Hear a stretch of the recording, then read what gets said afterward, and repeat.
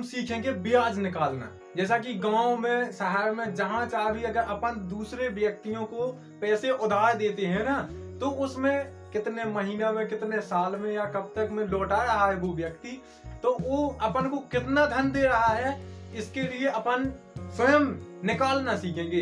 यानी कैसे अपन का पता लगाया जाए कि उसने हमें जितने पैसे दिए हैं वो सही है या नहीं। मतलब हमने किसी को 10-20 हजार रुपए दिए और उसने पहले हम छोटे में निकालते थे ब्याज, तो डायरेक्ट साल का निकाल देते थे, लेकिन अब ऐसा नहीं है, हमें महीनों का निकालने आता है और वो महीनों के में ही हम भूल जाते हैं।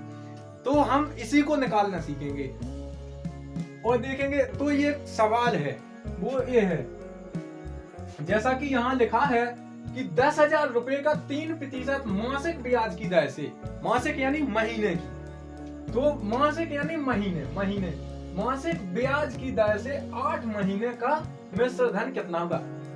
मिश्र धन यानी मतलब ब्याज भी और मूलधन भी, इन दोनों को जोड़ के कितना होगा, मतलब उस व्यक्ति को कितने रुपए मिलेंगे।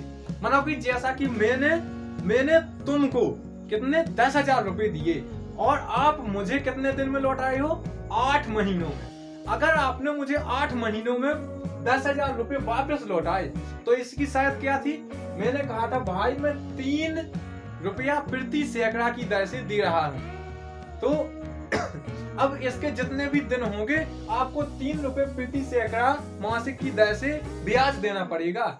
अब ठीक है, वो व्यक्ति मुझसे 10,000 रुपए ले गया, अब वो मेरे पास कब आया, मतलब 8 महीनों में।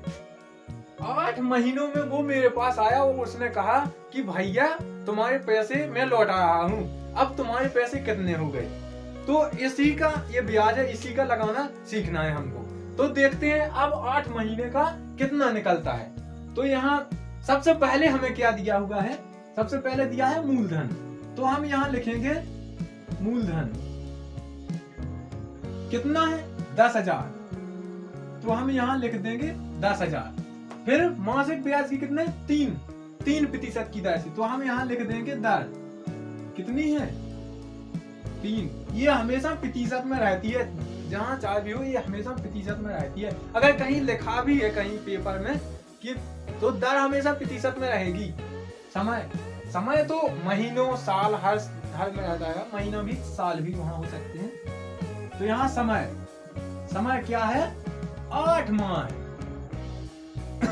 अब हमको निकालना है 8 माह का, तो 8 माह का क्या आएगा, इसके लिए अपन ने सूत्र बहुत पहले 3-4 में पढ़ते थे ना, जब सीख लिया था हमने सूत्र, क्या था, साधारण ब्याज मूलधन गुणे समय बटी 100, बस इसी सूत्र से इसे हल हो जाना है। तो देखते हैं अब क्या होता है। हम निकालेंगे 10,000 का, तो इसका सूत्र क्या होता है, साधारण ब्याज बराबर मूलधन गुणे दर गुणे समय बटे में कहते हैं 100, यही होता है। तो अब हम इनके स्थान पर इन्हें टाइप करेंगे, तो क्या करेंगे, सबसे पहले मूलधन क्या है अपना 10,000, तो यहां हम 10,000 लिख देंगे। इसके बाद दर कितनी है 3%, तो हम यहाँ 3 लिख देंगे। 8 माह के लिए कह रहा है, तो हम यहाँ गुणे 8 लिख देंगे। इन सब के बटे में क्या आ जाएगा 100, ये इन सब के बटे में 100 आ जाएगा। ये अलग से नहीं लगा रहा हूं, ये सूत्र से आया है 100, मतलब कि इसका सूत्र होता है, उसी के अनुसार ब्याज निकलता है। अब हम इसे सॉल्व करेंगे, तो क्या होगा, 1 0 से 1 0 काट दिया और 1 0 से 1 0 काट दिया। अब यहाँ कितने बचे हैं, यहाँ बचे 100, इसके बाद गुणे 3, इसके बाद गुणे 8। अब हमारा नीचे तो कुछ नहीं बचा है, अब बस इसी को सॉल्व होना है। यहाँ तो जगह नहीं बची, इसलिए यहाँ ठीक है। अब यहाँ 100 गुणे 3 कितना होता है 300 गुणे 8 है, 8 किया। अब यहाँ इसे भी सॉल्व कर देंगे, 8 3 24, यानी कि 8 महीने, अगर 10,000 रुपए आप किसी को देते हैं या मैं किसी को दे रहा हूं, तो 8 महीने में सिर्फ 2400 तो उसका ब्याज हो जाएगा। कितना में? 3% मासिक ब्याज की दर से, सॉरी मासिक की जगह मासिक हो गया, मासिक ब्याज की दर से। तो कितना हो जाएगा? 2400। अब लेकर मुझे चाहना क्या है? मुझे तो भाई मिश्र धन चाहना है। ब्याज अकेले से क्या होगा? साथ में मूलधन भी जुड़ेगा। तो मिश्र धन बराबर क्या होता है? मूलधन धन ब्याज तो संग ब्याज भी जुड़ेगा। अब यहाँ क्या आएगा? मूलधन क्या था? मूलधन था अपना 10,000, तो यहाँ होगा 10,000 प्लस कितना ब्याज, कितना होगा? 2400 रुपए। 2400 हो गया भाई ब्याज, 2400 रुपए।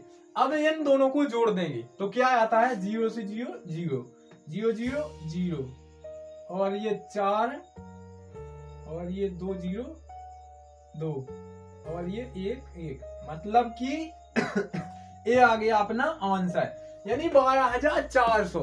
अगर आपने किसी को 10,000 रुपए 8 महीने के लिए 3% मासिक ब्याज की दर से दे दिए, तो सिर्फ 8 महीने में 12,400 रुपए उसे लौटाना होगा। तो ये हो जाएगा अपना राइट आंसर। तो देखिए ये था हमारा आज का सवाल। अगर अच्छा लगा हो तो हमें कमेंट में जरूर बताएं कि हाँ समझ में आ गया है। ठीक है, मिलते हैं अगले वीडियो में।